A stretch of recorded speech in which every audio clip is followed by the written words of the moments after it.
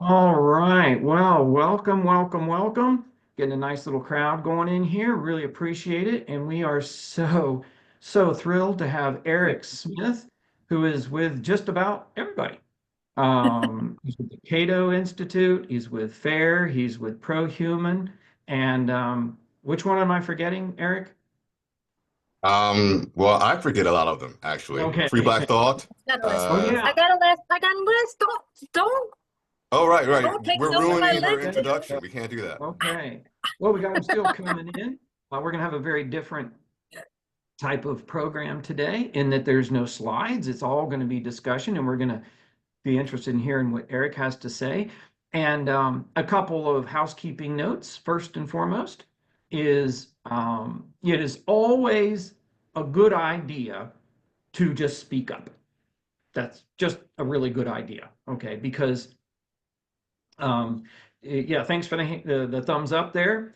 I've had people raise their hand and they've wanted somebody to call on them, and I might not see your hand, okay? Or Eric might not see your hand. We just don't know. So it is best to, if you're going to say something, just open your mic and we'll clear the field and do that because I think we're gonna have a lot of really good questions about today's session. Um, and I'm going to be keeping an eye on the chat over here. So you're going to see me looking back and forth so that if we get a question, if you want to put a question in the chat, we'll see if we can get to it. That's always good. And the other way to respond to all of this is you can always use your reaction button. You see something you like, there you go. I typically ask different types of questions. Eric is going to do his thing. And so Eric is going to talk to us for a little bit, got some comments to make, and we're going to focus on DEI, which could include any one of a number of things, such as what's been happening with, them DEI getting canceled. And what do you think about that and all this stuff? And then we're going to open it up for questions. And so I think it's going to be a real fun session for a really cutting topic. Actually, let me just ask here real quick, how many people in the room, just so Eric can maybe get an idea, how many people in the room you've got some sort of diversity or harassment and bullying program in place right now? Yeah, look at all the hands. Okay, very good. Very good. Absolutely. Okay. All right. Well, let me turn it over to Kathy. Kathy is going to introduce Eric for today, and we are going to get going. Hey guys, thanks for coming in. I'm Kathy Burke. I am a teacher here in Ohio. I'm trying to get Eric in Ohio for a few years now, so at least we got him virtually. We'll get him here in person sometime soon, I hope. So when Scott first said, hey, we need some guest speakers, I went, well, I know a guy. And actually, then Scott obviously did his research since he stepped all over my introduction. Eric and I first met 3 years ago at the Cato Institute during Sphere Summit, where I smarted off to him actually because I didn't know who he was. And and then we bonded over metacognition, and I've made him stay in contact with me ever since, whether he likes it or not. So at the time, he was an associate professor at York College, York, Pennsylvania, where he was a professor of rhetoric. Which I think I teased you about a little bit, going, what? Who gets a PhD in rhetoric? And he then became a visiting scholar, and Cato Institute went, wow, we need this guy here. So they brought him in, convinced him to move to DC, where he is now a research fellow and hangs out with the most amazing people. Cato Institute is just mind-boggling sometimes. So quite envious of who he gets to hang out with. He's an author, little reading on your free time. Yes, look, Eric, I do have the book. And I have read it. So that's just one of his books. He's got more. But so he's, like he said, co-founder of Free Black Thought, which keeps him very busy. He's always doing something. He's also on the board, national board at FAIR. I first heard through Eric on his YouTube video on harm, which, by the way, is probably my favorite video. That's one of my favorite. It's great. He's appeared on John Stossel in the Classroom, or John Stossel, awesome interview.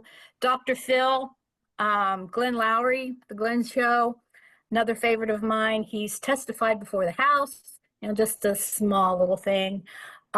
He's been on C-SPAN, he's been on CNN. The man is busy, so we are very privileged to have him here. So with that, I will hand over the mic to my friend, Dr. Eric Smith. Thank you very much, Kathy. That was a nice introduction.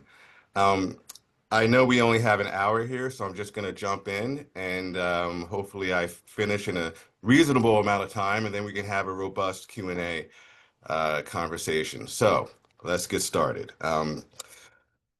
As the Trump administration aggressively dismantles DEI initiatives across higher education, less like a policy shift and more like a wrecking ball, many Americans interpret this as a politically motivated act of bigotry, particularly anti-Black racism. And honestly, given the optics, it's easy to see why.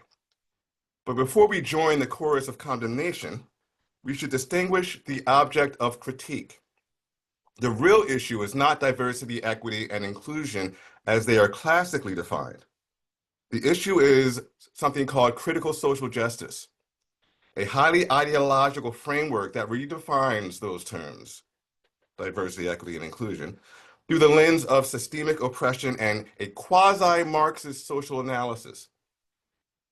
Critical social justice, let's call it CSJ from here on out, sees the world less like a complex society and more like a woke Netflix reboot of Les Mis. CSJ is a worldview constructed at the intersection of critical theory, postmodern skepticism, and identity politics. That is a match made in hell. It interprets all human relationships through the lens of power. Who has it, who doesn't have it, and who should be held accountable. It assumes not just that racism or sexism exist, but that they are everywhere, embedded in language, institutions, laws, classrooms, and even the quiet moments between colleagues who didn't smile long enough in the hallway, or people who didn't say Gesundheit quickly enough after a sneeze. It casts institutions not as flawed but flexible or fixable, but as wholly rigged games of Monopoly played by the privileged few. To be clear, the Trump administration's approach is neither surgical nor subtle. Using a sledgehammer to fix what requires a scalpel risks harming precisely those DEI programs abiding by the original meaning of affirmative action: prohibition of discrimination based on immutable characteristics, and provision of resources regardless of those characteristics. A lot of people are doing DEI the right way. That said, a colleague of mine, one of the people that Kathy is impressed by, said that saying good DEI is like saying good socialism. So, I mean, there needs some clarification there. But just for the record, people like, I wrote it down, Kareth Foster, I don't know if you've heard of her, and Chloe Valdery, they're doing it the right way. They're not doing it in an illiberal way. They're not doing it in a way that pits people in one box that they can never escape from. They're doing it in a way that aligns with classical liberal values, but more about that later. Still, we cannot pretend that the current backlash against DEI is entirely unprovoked. There is bad DEI, or as some people would call it, DEI. Something has changed. DEI no longer just means opportunity. It has become, in many institutions, a proxy for ideological conformity. Take, for instance, the oft-cited quote by Robin DiAngelo, quote, "The question is not, did racism occur, but how did racism manifest in this situation?" Unquote. This statement is both bold and revealing. It presumes that racism is a permanent feature of any situation, not an empirical question to be investigated, but a metaphysical certainty to be uncovered. To question its existence is to reveal one's ignorance, or worse, one's complicity. So if you can't find the racism in an innocuous interaction, you just need to look harder. This framing transforms racism from a discrete behavior to a kind of atmospheric condition. It's in the ether. This tenet is where habeas corpus meets the Kafka trap. The adage goes from innocent until proven guilty to guilty until proven guilty. I need a drink. Hold on a second. It's not alcohol. Not today, anyway. Where was I? Oh, yes. Okay, the logic of guilty until proven guilty. Such logic extends to concepts like disparate impact, which holds that any statistically significant disparity among groups is evidence of systemic bias. Alternative explanations, cultural, historical, individual, are rarely entertained. This monocausal thinking is attractive in its simplicity, but dangerous in its consequences. And here I will do a shameless plug and a plug for somebody else too. I just reviewed Jason Riley's new book on the affirmative action myth. I'm going to put that in the chat because I think it's worth a read. Not just because I wrote it, but because this book is very important. I want people to read it. So there it is there. Now I will get back to the regular scheduled program. To be fair, evaluating institutions for possible bias is good practice in any pluralistic society. But CSJ flips the process.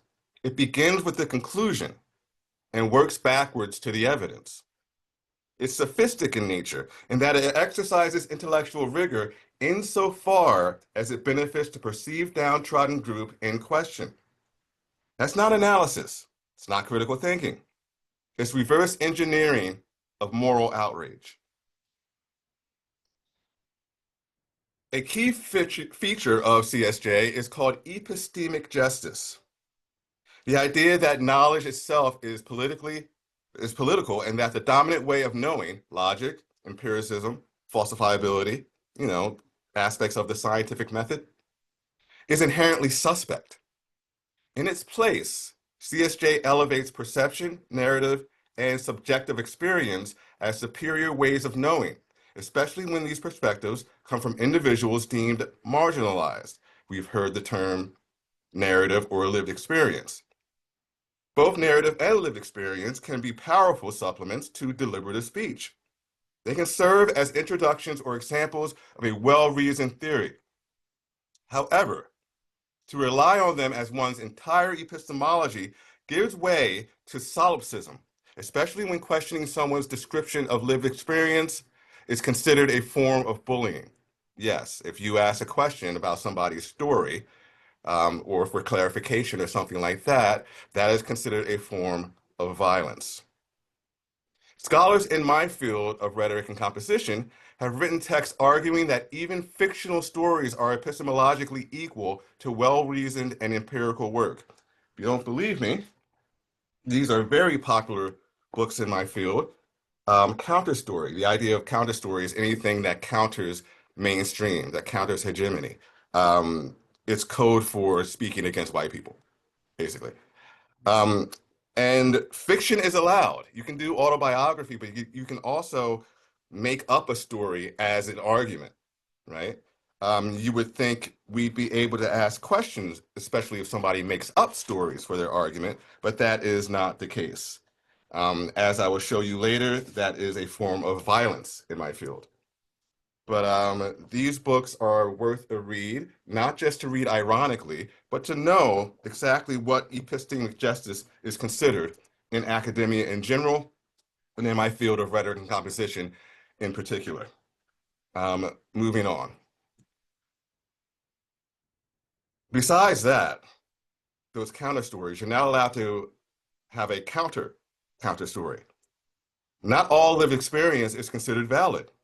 Stories that do not feature victimhood do not count, even if they come from a Black man. I know from experience. Intersectionality, as developed by Kimberly Crenshaw, originally served as a tool to examine overlapping forms of discrimination, and it was a useful heuristic. It makes sense if you think about it. But in today's activist academic discourse, it often morphs into a totalizing worldview. All experiences must be interpreted through a matrix of oppression. Identity becomes the prism through which all meaning is filtered, and knowledge is no longer evaluated by coherence or evidence, but by who delivers it and how they feel about it. This creates what Shelby Still has called a victim-focused identity, a form of self-understanding rooted less in agency than in grievance. When people are taught to see themselves as perpetually oppressed, they are not empowered to act.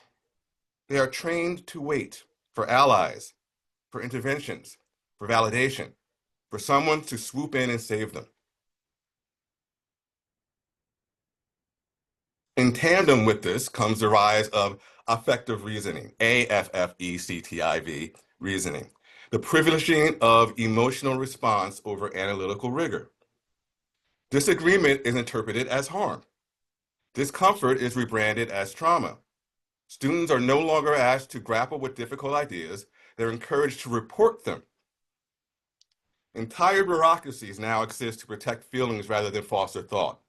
Fortunately, these bureaucracies are being dismantled, but we're not out of the woods yet. There's still a lot to go. As Greg Lukianoff and Jonathan Haidt warn, this emotional reasoning encourages cognitive distortions that inhibit both critical thinking and maturity. I've seen that firsthand. When everything is a trigger and every disagreement is an assault, we're not producing resilient, analytical, inquiring citizens. We're producing ideological hypochondriacs. This is a time where I'll take another drink. It's not alcohol.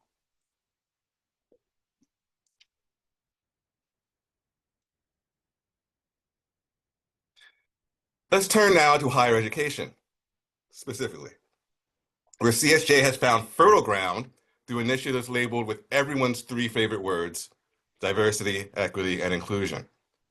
While a number of DEI programs are well-intentioned, the kinds grounded in CSJ often perform or our performance art, and it's performance art with a large budget, as you've probably known from recent news.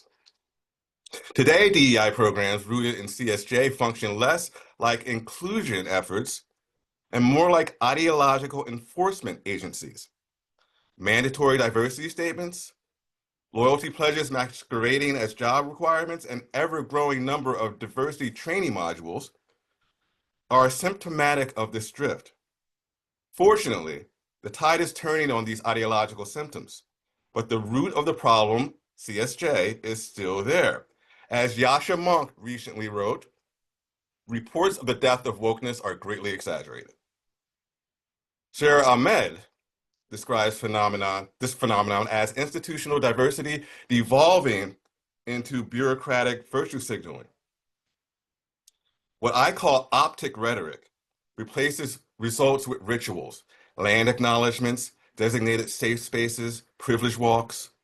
These may feel good, but they often do little to improve material conditions or intellectual exchange. More troubling is identity essentialism, the idea that people can be fully understood through a single axis of identity. Add to this what Olufemi Taiwo calls epistemic deference, and you have classrooms where social identity determines authority and criticism becomes a form of oppression. Being what Nicole Hannah-Jones has called politically Black fits into this. Black people who describe themselves as such feel like they are the real Black people. Those wanting to understand the Black experience, as if there's just one, defer to them for authentic reasons. This shift erodes academic freedom. I've personally been accused of perpetuating white supremacy by white people for seeing the acquisition of standard English as a good thing and praising traits like individuality and self-reliance. Yes, you read that or heard that correctly. Enlightenment values, long held as universal virtues, are now seen by some as ideological landmines. And for many, Black people who embrace them might as well be white and therefore guilty until proven guilty. Coercive compliance has become quite a phenomenon in academic and activist circles. Elizabeth Anderson was warned has warned against segregative egalitarianism, a model of equality achieved through separation rather than integration. We see this in racial affinity groups, segregated orientations, and curriculum designs centered more on grievance than growth. Ironically, in the name of inclusion, institutions are reintroducing segregation, just with better PR. In hiring and promotion, ideological conformity is often a prerequisite. The Foundation for Individual Rights and Expression has documented cases where faculty were penalized for questioning DEI orthodoxy. Diversity statements wouldn't be problematic if they were themselves diverse, but in practice, they serve as purity tests. There's only one right answer, and you better get it. And now that CSJ proponents are facing political backlash, they decry censorship, unaware or unconcerned that they helped build the architecture of suppression. In a recent essay titled Free Speech Hypocrites, Catherine Brodsky articulates a sentiment that I've been entertaining for weeks. After summarizing the attack on academic freedom, that is the collective sum of the Trump administration's anti-DEI executive orders, she writes, actually I have it here. You see, my memory might not be so great, but it hasn't been so long that I've forgotten how professors were fired or quietly pushed out for their opinions, how students were hounded and harassed for theirs, how guest speakers on university campuses were shouted down or had their events canceled because university administrators preferred appeasement of mobs over principles, or how simply defending free speech, once the hallmark of progressive academia, was recast as a right-wing tell, a reason for social exile, quote unquote. CSJ enthusiasts saw no issue when others were being silenced. After all, CSJ enthusiasts are the real heroes. They were punching up. The crisis becomes even more absurd in writing instruction, as I showed you a little bit earlier. In rhetoric and composition, my field, the anti-racist writing assessment ecologies movement argues that teaching standard English is inherently oppressive. According to this view, grammar is violence and clarity is a tool of oppression. Audience consideration is not a major influence on communication, which is the whole point of rhetoric, as is traditionally case. Now, writing is about promoting the writer's or speaker's identity. And when I say that standard English is considered oppressive and clarity is considered a rule or tool rather of the oppressor, that's what this book is about. I don't know if you can see it. I don't know if it's backwards or anything like that. Violence in the work of composition. Composition being the teaching of writing, right? Recognizing, intervening, and ameliorating. So the standard academic essay, racist. Thesis statement, anti-Black. Main ideas to support your thesis statement, Nazism. I'm going overboard with that one, but it's pretty close. One prominent scholar advocates for labor-based grading contracts that emphasize effort over outcome. Yes, you can get an A for effort. To which I ask, would you trust a surgeon who passed medical school simply by showing up? Imagine your surgeon defending a botched operation by saying, but I tried really hard. I don't think I'd buy that. Efforts matter, but so does excellence. This pedagogy, which I call ethno-composition, mirrors trends in ethnomathematics. If you didn't know that was a thing, please Google it after this. They both suggest that holding students of various races to the same standards is a form of injustice. But as John McWhorter notes, proficiency in standard English is a gateway to professional opportunity. Demonizing its teaching under the guise of equity is not just misguided, it's cruel. The approach reinforces a caste system where elite students learn the language of power, while others are encouraged to not take it seriously because it's a form of oppression. The result is not liberation. It's linguistic segregation masquerading as compassion. So I spent the last few minutes complaining about CSJ, but now let's be a little more generative after my drink.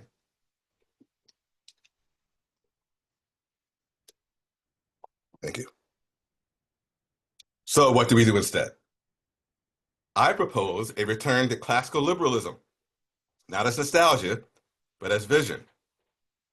Classical liberalism affirms universal dignity, free inquiry, and equal opportunity. It does not deny that structures matter, but it insists that individuals matter too. It encourages resilience, the philosophical kind that allows us to withstand critique without crumbling. It promotes pluralism, not as a demographic fact, but as an intellectual virtue. In pedagogy, this means upholding rigorous standards while ensuring all students have the tools to meet them. It means treating every student as capable of growth, not as a fragile representative of group grievance. It means fostering classrooms where disagreement is expected and respected.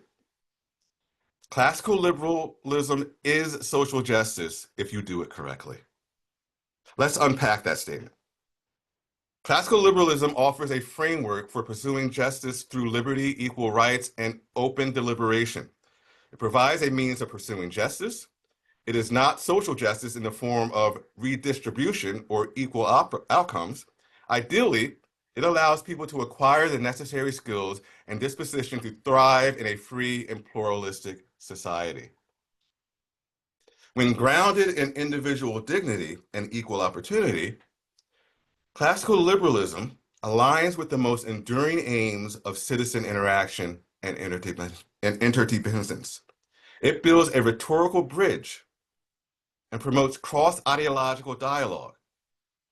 The truest form of social justice is one that respects individual liberty, personal responsibility, and the rule of law. That is, classical liberalism. And if you apply individualism and personal responsibility to critical social justice, it falls apart, right? Individualism is kryptonite to wokeness. Frederick Douglass exemplified this classical liberal ethic. He didn't wait for permission. He demanded respect and earned it through resilience and excellence. He believed in reform, but also in the individual's capacity to rise. He grounded his fight against slavery not in group-based entitlement or collective guilt, but in what he saw as universal principles of liberty, natural rights, indignity, and self-reliance. Douglass endured conditions Black Americans cannot even imagine. No one can even imagine living in a free society today. Yet he understood that dignity requires an agency even he had. Otherwise, he would not have escaped slavery through cunning to become the 19th century's most popular American orator. He sought systemic reform, calling upon Americans to remember their own Declaration of Independence and live up to the universal ideas of liberty and justice. His legacy underscores the compatibility of classical liberalism with the pursuit of racial equity and equality. Again, classical liberalism is social justice if done correctly. A modern-day example of classical liberalism as a social justice action, although less epic and inspirational than Douglass, is Free Black Thought, a nonprofit organization I co-founded. Our mission is to spotlight the full range of Black intellectual perspective, particularly those marginalized by dominant ideological narratives.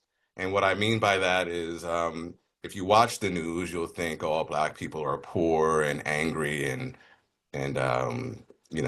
downtrodden who don't have ideal education and things like that. That's far from the truth. We are much more diverse than that.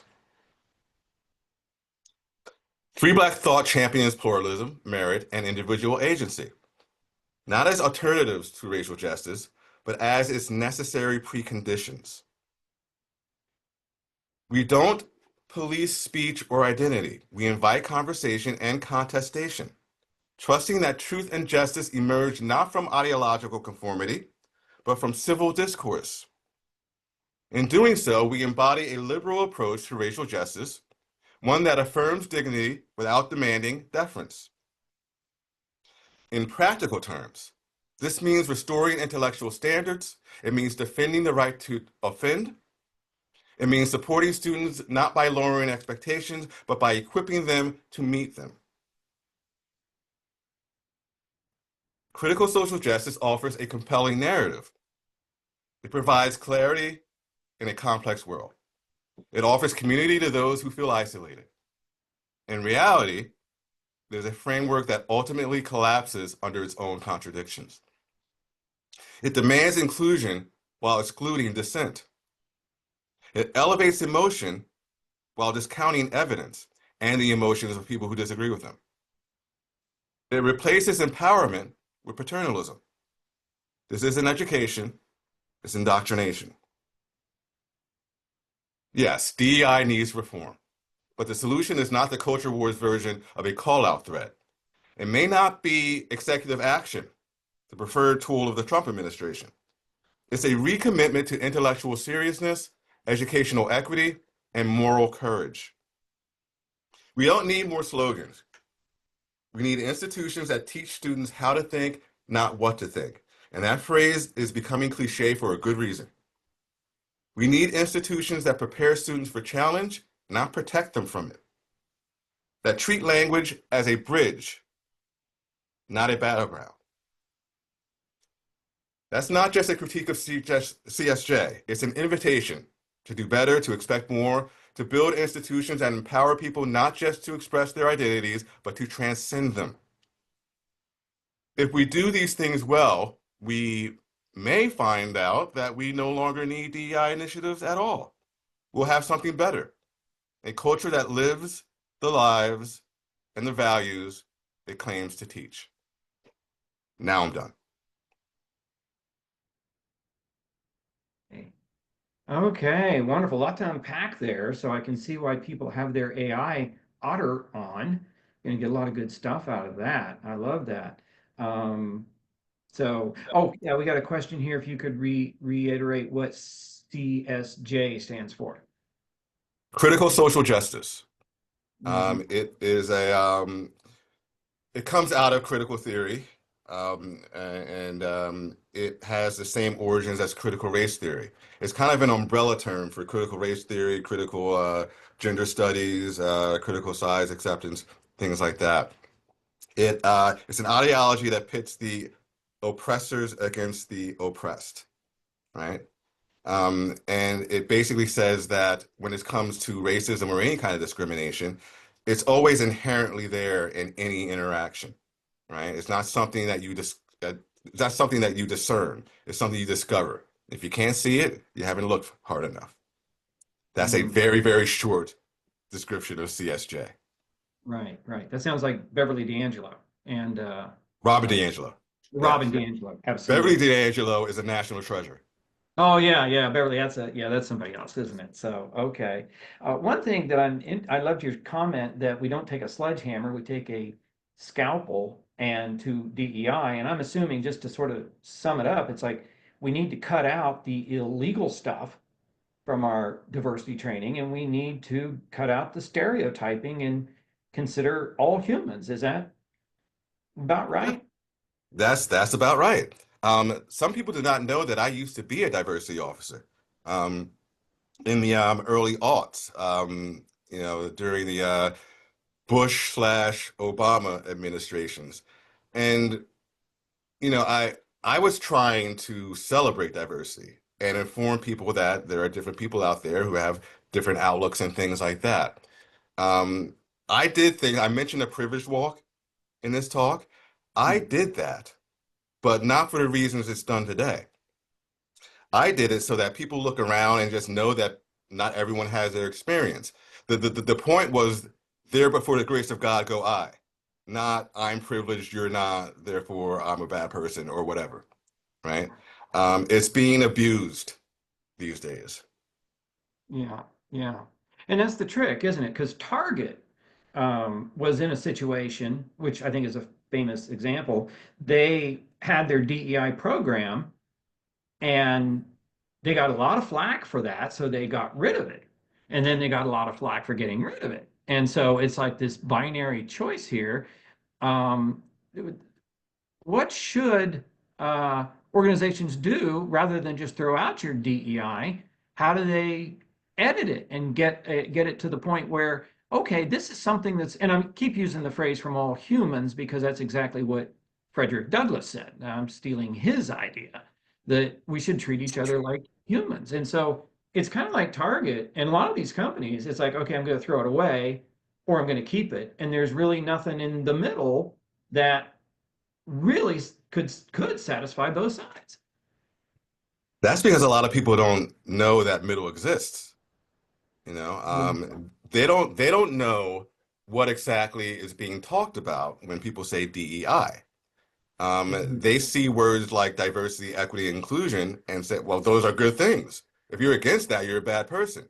Not realizing that those words have been kind of hijacked and are now being used for things that sometimes go against diversity, equity, and inclusion. They don't realize that DEI, much DEI, most DEI initiatives, I dare say, are undergirded by critical social justice. They think we're railing against Martin Luther King, you know, when in reality, a lot of the DEI officers or people who are proponents of critical social justice see King as somebody who dropped a ball or didn't do enough or was too soft, right? Right. So if people can just somehow, if we can get the idea that there are two kinds of DEI here, or the DEI in question, the illegal DEI is critical social justice, then we can have a more informed society and we can have a better conversation.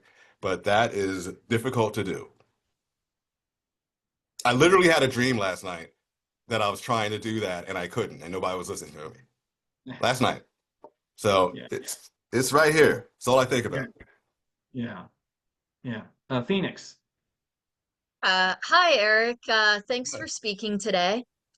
I had seen that Scott had a intolerance of intolerance program to make work environments safe for everyone. And I was just wondering, how does that kind of correspond and interact with what you've been saying today? Intolerance of intolerance? Uh-huh. Yes. Well, that's one of my favorite paradoxes, right? If you don't tolerate intolerance, then you're intolerant yourself, right? Uh, I that's just fun to me. Yes, I mean, it's equality and dignity before the law, or universal dignity for everybody. What that means is that you meet people where they are, and they have to prove to you, if they're good or bad, if they're liberal or illiberal or something like that. You don't just assume it because you look at them, nor do you assume things because they have certain opinions. They may have good reasons for those opinions. And that's why we have this thing called conversation and deliberation. You can say, hey, what do you mean by that? Instead of assuming what somebody means by that. So intolerance of intolerance, right, is really an appreciation of having an open mind. It's an appreciation of civil discourse, right? Um, it's an appreciation of active listening, actually listening to what somebody is saying. Um, it's an appreciation of a variety of personalities and the fact that we don't know everything and we need to ask questions, critical inquiry. Yeah. So that's Yeah. what I hear when I hear things like intolerance of intolerance. Yeah. Okay, Thanks. thanks.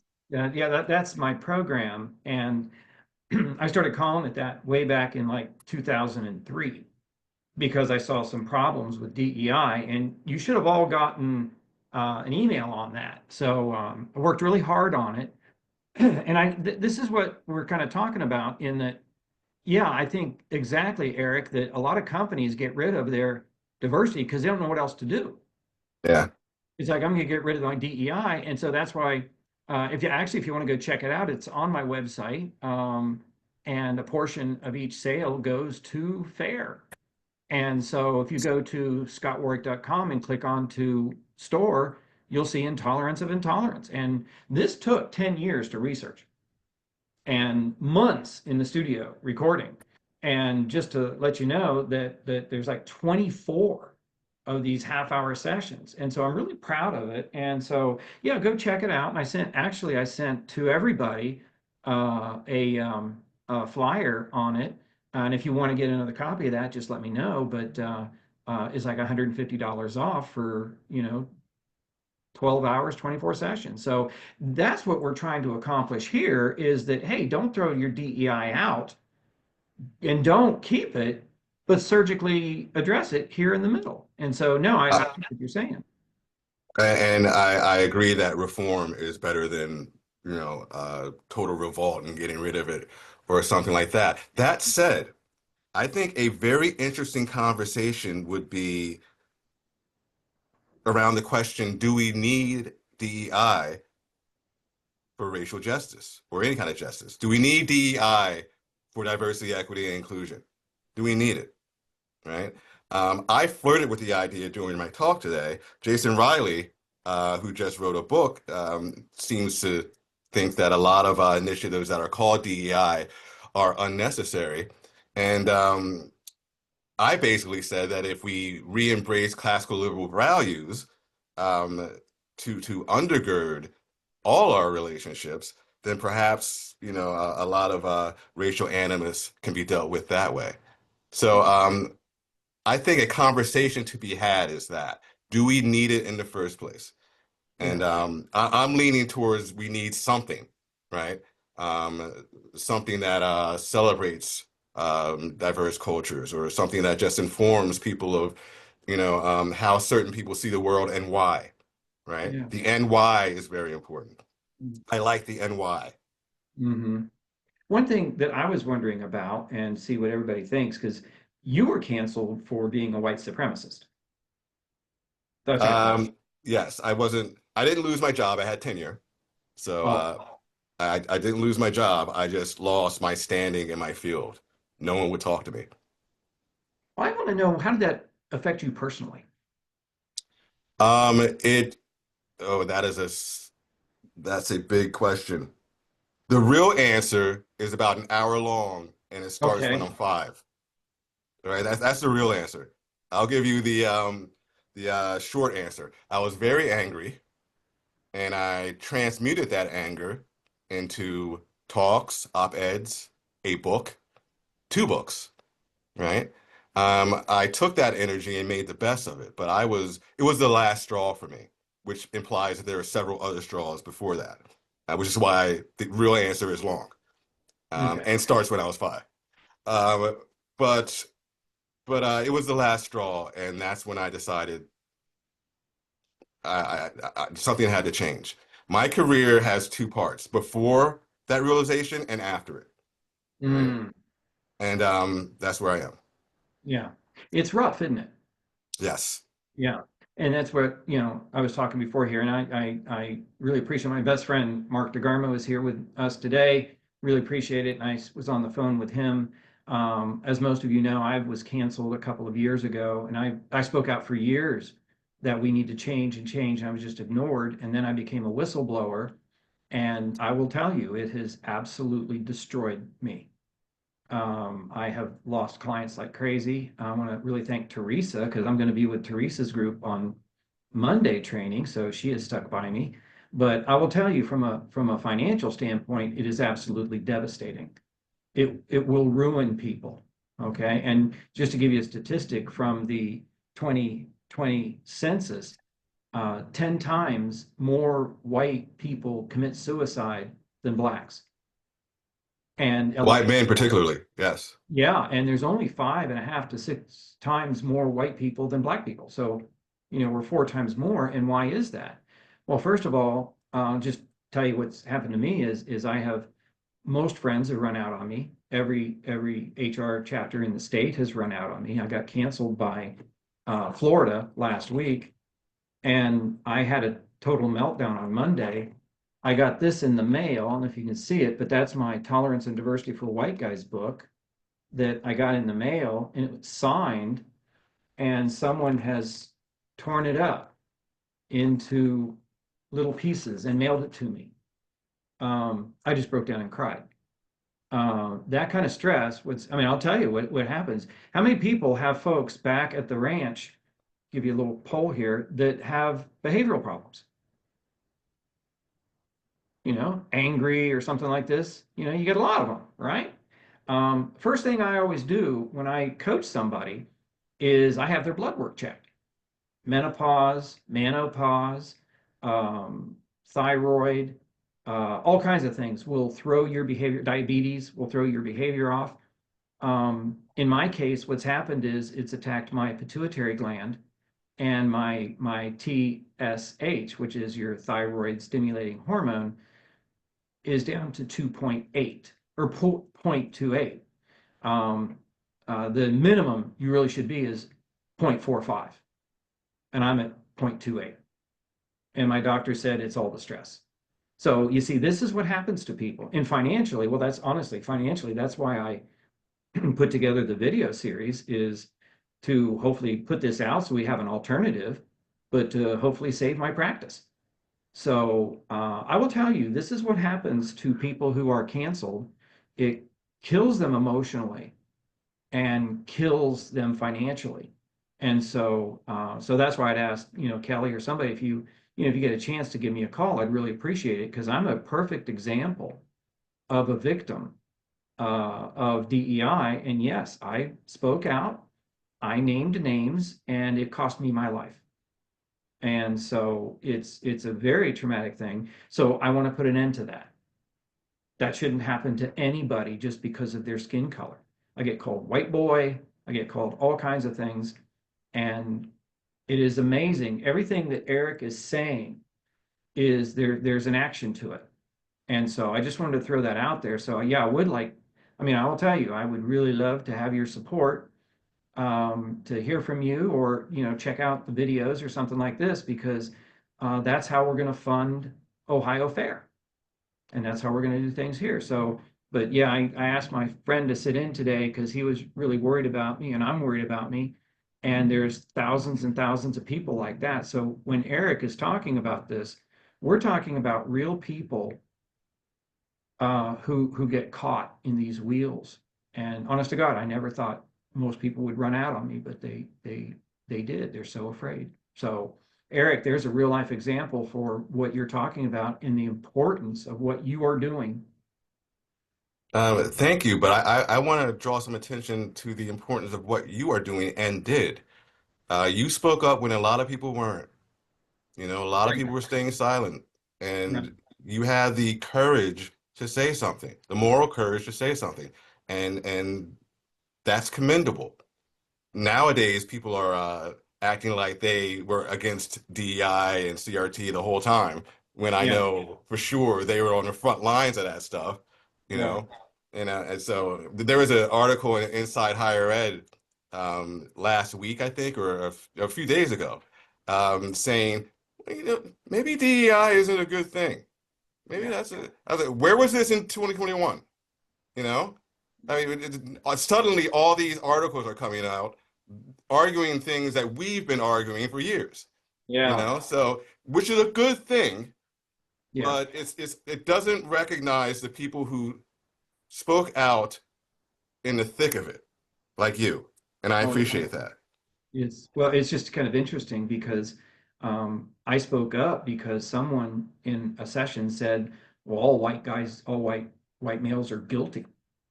And I said, well, we should address that. And I was just told, I'm sorry you're upset by that. And I'm hearing all this programming. As long as I was speaking up internally, I had one director of DEI for an entire state. I said, we should treat each other like human beings. Frederick Douglass, Martin Luther King. And he said, oh, no, we should not treat each other like human beings because that takes away from the disproportional impact against minorities. And I'm like, if you're concerned that if you're concerned about someone um, who is the skin color of somebody who's poor or hungry or suffering, you're the racist. And so, but no, that has gotten me canceled, and so I've had to regroup. So, yeah, honestly, that's why I was so happy to get the video series done and to get that out there because honestly, I'm hoping that that video series saves my practice and saves my life, and I'm hoping that it takes off. But I'm also hoping that we can say, here's an alternative. Here is something. And that's just something I'm doing, talking to a few other organizations. But, um, I'll tell you, if I've ever done anything to help you or to uh, assist you, I appreciate your support. And that includes just reaching out to me and saying, I hope you're all right, because um, I'm not. I'm not okay at all. And this is probably the worst situation I've ever been in my entire life. And I honestly don't know what I'm going to do. And this, it's not just me. There are, again, 10 times more white people just like me who suffer this way. Actually, for every successful suicide, there's like 20 attempts. And there's 35,000 successful suicides of white people every year. So this is dire. This is dire. Canceling someone is a physical assault. And I gave this example last time. Themistocles, I think it was his name. I'm a little fuzzy right now. Themistocles. He was the general at Athens that won the Battle of Marathon, the run, the marathon thing. And he was a big hero. And then he got in trouble. And what the worst thing that the Greeks could do to you is to exile you, not to kill you. Because what's going to happen is you're going to be exiled from all of your support, all of your friends, and you're going to kill yourself. I get several calls across the year since I came out with my brain book.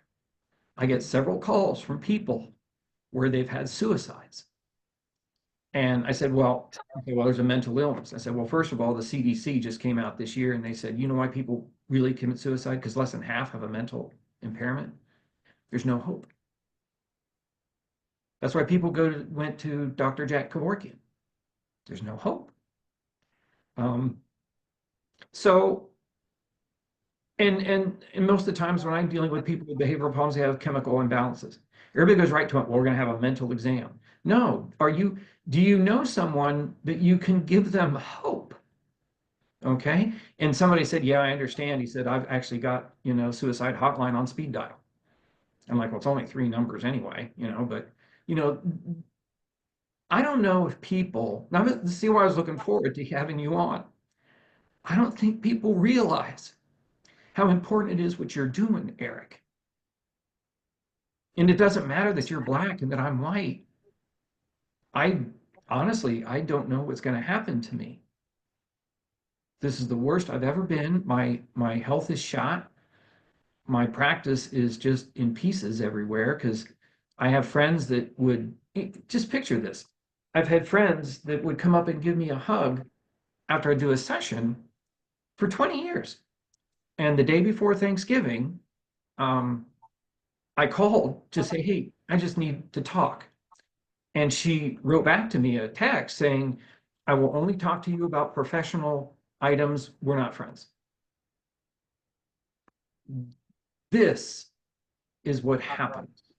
And so when I'm listening to everything that Erec is saying, and so eloquent, Erec and Kay, I just love to hear you. Oh, by the way, if you go to the Cato Institute, there's all kinds of podcasts there for Erec. It's well worth your time. It is something that you really should go listen to. It's very educational. I think you would. Thanks from Kelly. But honestly, it'd be nice to hear from people. It'd be nice if you got the videos. That would save my ass. But I just really appreciate my best friend being here today. But this is what we do to people. This is what we do to people.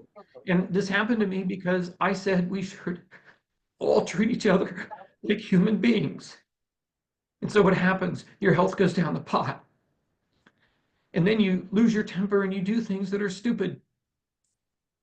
So I hope this helps you, Eric, to know that you're out there fighting for people like me, whether you know them or not.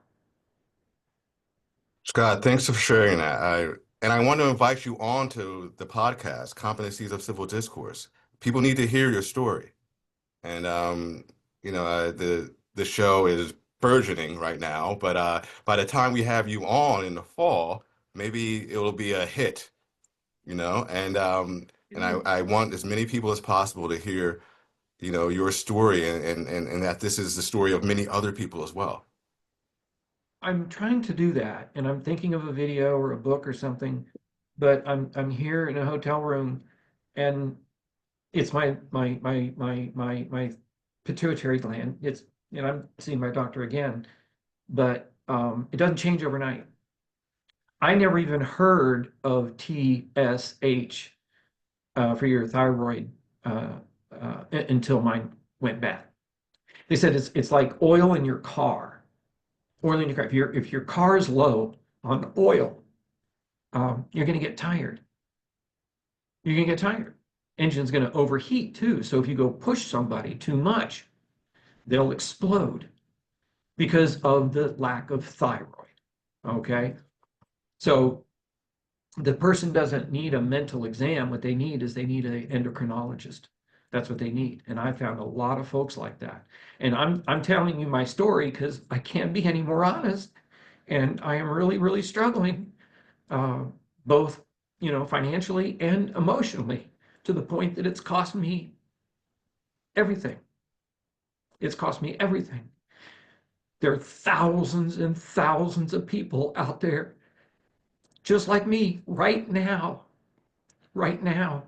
And so that's why groups like, I think, FAIR and ProHuman and Cato, the work that they're doing just to bring dignity to all human beings is what's going to get you canceled. You get in trouble when you say that we should all treat each other equally. And I had the president of a large HR association tell me, when I explained to him what was happening to me, he said, well, I hope you can all get over this rift.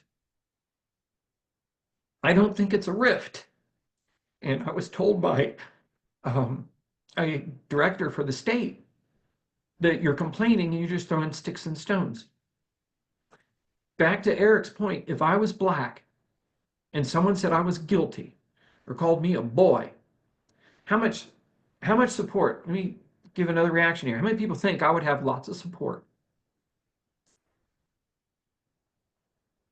Yeah, I'd probably be on 60 Minutes and somebody would do that.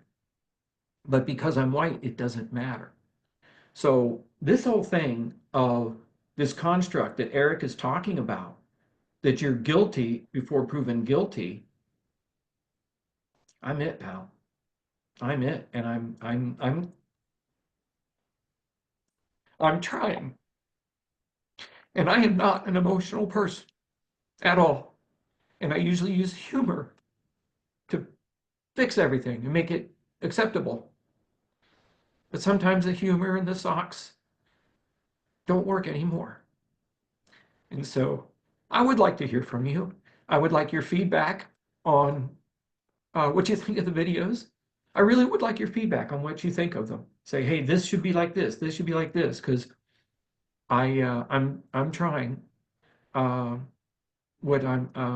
what I'm doing. So, and unfortunately, yes, I'll see you, Teresa. I'll be in better condition when I see you on Tuesday or Monday to talk to your people. But you see why I was looking forward to this for so long.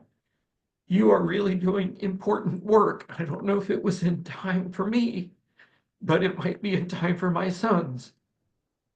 So, I got to get a video together or something that explains this whole torrid story. But and there's a lot more going on that's just worse. My car's been vandalized, death threats. People get really nasty. And I'll tell you, I'll finish up here. I don't want to hold anybody over, but Martin Luther King said, "We will not win this battle by becoming our enemy." And he means you don't do the same things the Nazis do. You don't do the same things that the Klan does. And that's what's been happening to me from people that I thought were my friends. And again, you all know somebody. You all know somebody who is going through this, but they won't tell you. Well, I've got nothing to lose at this point. There's not much else you can do to me. So, Eric, I just love your message. I'm going to get your book. What's the name of your book again? I have a few. There's a critique of anti-racism in rhetoric and composition, which is specific to my field. And Yeah. then there's a book called The Lure of Disempowerment, which is about, having a more empowered anti-racist pedagogy, that doesn't end up doing things like what happened to you. Yeah. No, great. Are they on audio? No, they're not. Okay. I got to talk to you because I am part of my attempt to save my life is I think the Tolerance and Diversity for White Guys book is coming into its own. And so I'm going to have it put on audiobook. And so I have somebody doing that for me right now. And I like to listen to books, and if I really like them, I will buy the book and then I'll destroy it, marking it up. Yeah. But no, so we can go to your website and we can see your books and your works. You can go to the Cato website Cato. and see my op-eds and articles and talks and things like that. I guess you can go to Amazon for my books. I don't know. Oh yeah, do it, Eric Yeah. Smith search at Amazon. Yeah, Yes. same Yeah. with me. And if you're interested in looking at any of my stuff or something like this, like Teresa did for the training or the videos or anything, they're all on my website. And I really do like to hear from people because it makes me feel better. It gives you hope. And again, if people had hope, they wouldn't go to Dr. Kevorkian. And I think, Eric, that's what you're doing. You're giving people hope that maybe this DEI stuff is not going to win, but I don't want the radicals to destroy it because I want everybody to be treated like a human being. So, yeah. So, okay. Any last questions for Eric? Okay. Eric, last comments for everybody? No, thank you for allowing me to speak here. I'm glad I could help. And I'm glad I know you, Scott. And I Glad I want to know you. keep I'm going knowing to stay you. in touch. Yes. I told you. I want to stay in touch and really give me a call. Hey, I just talk to you all you want. But yeah, let's talk about maybe getting your books on audio. It's pretty easy process. And a lazy person like me, yeah, who doesn't like to be read to? But hopefully I'll be working with you at the Pro-Human place too. So Okay. yeah, we'll connect. We'll connect. So the nice thing about all this stuff is you make some new friends and I will tell you right now, if you know anybody who is struggling, the biggest thing you can give them is hope. The doctor will take care of the hormone levels, but you got to give them hope. And I will tell you, that's easy to lose when you tell people, when some very close people walk out on you. So, all right. Okay. Well, hey, we are going to be up to bat again next week or next month, first Friday, or are we the second Friday? Second Friday. Second Friday. That's how. Second Friday. Second Friday. My brain isn't even working today. Thank you, Kathy. Any last comments from you, Kathy? Kathy got this all set up. I'm deeply appreciative of my new friend, Kathy.